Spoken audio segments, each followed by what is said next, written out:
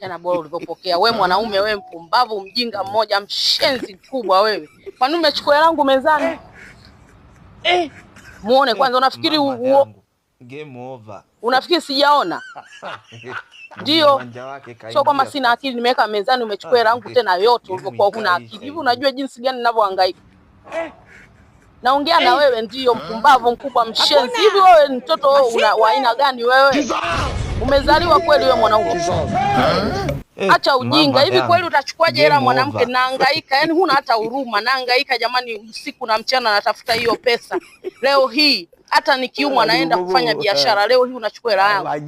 Naomba hiyo hela uliyochukua, naomba usitumie hata 100. Kama umetumia naomba uirudishie, urudishe hela yangu ikiwa vile vile uliyochukua. Unajua ni shilingi ngapi? Usiniulize maswali yako ya kijinga. Naomba urudishe hela yangu sasa hivi. Usiporudisha hela yangu hapa takalika hapa nyumbani, nitakachokufanya sijui itakuwaje. Watanilaumu hata ndugu zako.